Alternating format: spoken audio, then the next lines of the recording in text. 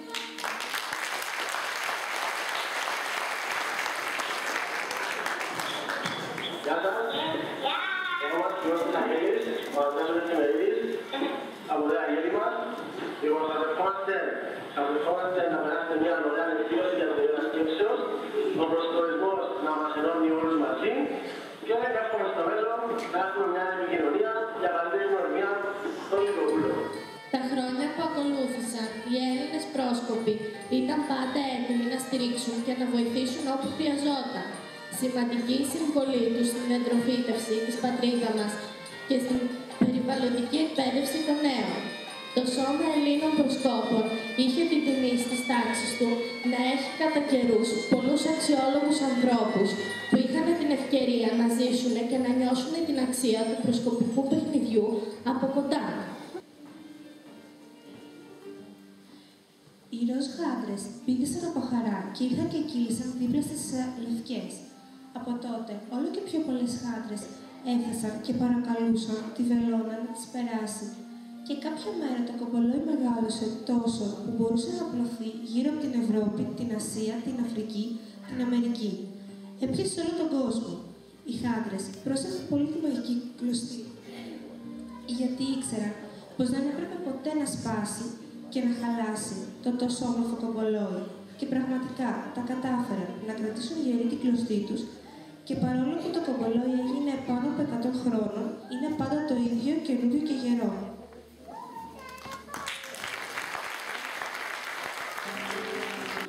Σιγά σιγά όμως ο καιρός περνούσε και οι κάτοικοι της γης δεν την πρόσεχαν και δεν τη σεβόντουσαν ό,τι τους έδινε και όπως ήταν φυσικό ο κόσμος γυρνούσε. Δεν είχε τις δυνάμεις όπως άλλοτε και έχανε την ομορφιά του. Και μια μέρα έγινε κάτι συναρπαστικό. Μαύρα σύννεφα ήλθαν και περικλύκλωσαν τον κόσμο και σκέπασαν το φως του ήλιου.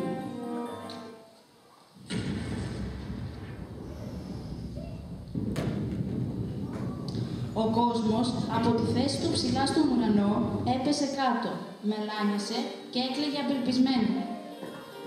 Ωχ, τι μου συμβαίνει, τι κακό με βρήκε, πώς θα ανέβω πάλι και ψηλά, ποιος θα με βοηθήσει. Οι φωνές του ξύπνησαν τους ανθρώπους όλης της γης.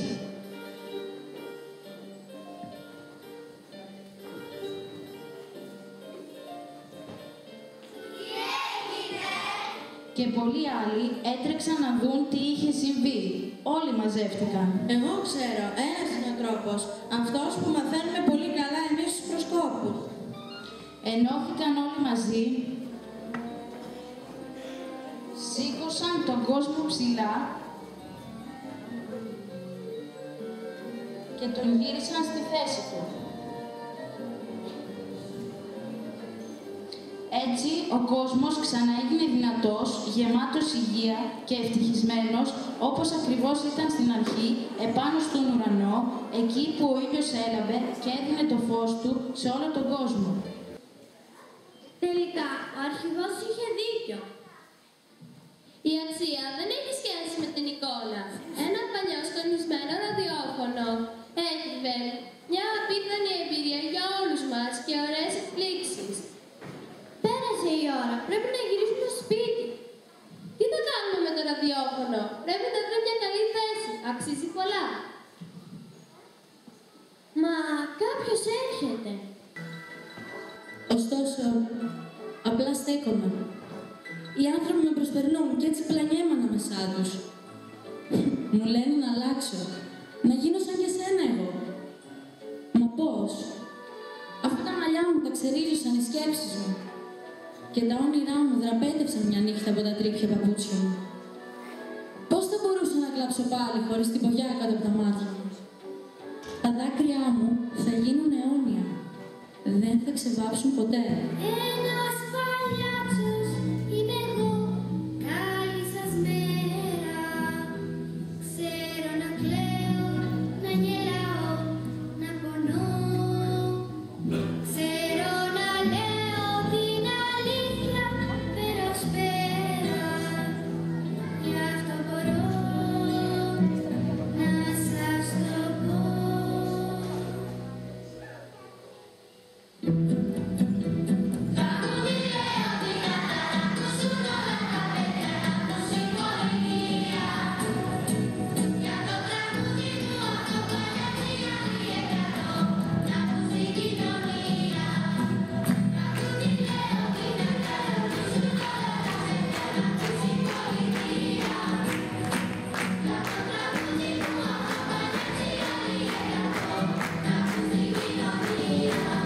Εμείς οι πρόσκοποι, σήμερα, που όλα έχουν αλλάξει ξαφνικά και τα πράγματα είναι δύσκολα για όλους μας, έχουμε να σας δώσουμε ένα μήνυμα. Ένα μήνυμα αισιοδοξίας. Εμείς ξέρουμε να χαιρόμαστε την ομορφιά και την αξία των απλών πραγμάτων που έχουν ξεχαστεί από τους περισσότερους. Η ζωή μας στην ομάδα μας έμαθε πως υπάρχει αξία σε απλά καθημερινά πράγματα που ξεχάστηκαν. Πράγματα που εμείς δεν σταματήσαμε ποτέ να ζούμε και να χαιρόμαστε. Ακούστε λοιπόν. Ψάχνοντας το χαμένο θησαυρό στο δάσος, είναι περιπέτεια καλύτερη και από το πιο γνωστό βίντεο παιχνίδι. Το σκιουράκι που πετά τα μελανίδια από το δέντρο στη σκηνή σου είναι το καλύτερο ξυπνητήρι. Ξενυχτώντας τη σκοπιά σου, απολαμβάνεις τον ουρανό μακριά από την πόλη. Οι κατασκευές που θα φτιάξουμε με ξύλα και σκοινιά είναι μια πολύ καλή επίπλωση, ντουλάπα, καθίσματα και τραπεζαρία κι άλλα. Σε κάθε πόλη χώρα, εμείς έχουμε ένα φίλο που μας περιμένει και ας μην έχουμε συναντηθεί ποτέ. Η μακαρονάδα που θα τη φτιάξουμε όλοι μαζί ξεπερνά στην νοστιμιά των γκουρμέ πιάτων του πιο διάσημου σεφ. Περπατώντας εκεί που δεν πάει αμάξι, ανακαλύπτεις από κοντά όλα τα μυστικά της φύσης. Η ζωή έχει ομορφιές, απλά και καθημερινά πράγματα που πρέπει να ξαναθυμηθούμε. Εμείς οι πρόσκοποι δίνουμε το μήνυμα πως όλα μπορούν να αλλάξουν.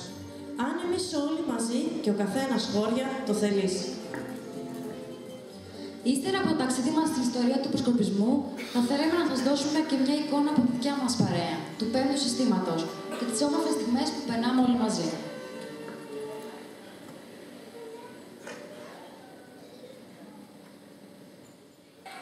Υπάρχουν χέρια που φυτεύουν ένα δέντρο και άλλα χέρια που του βάζουν φωτιά. Υπάρχουν χέρια που σαν πέσει σε σηκώνουνε ξανά. Σίγουρα τα έχεις συναντήσει δύο χέρια σαν κι αυτά. Υπάρχουν χέρια που πατάνε τη σκανδάλη και άλλα χέρια που προσφέρουν γιατριά. Υπάρχουν χέρια που θυμάνε, χέρια λύπη τα σκληρά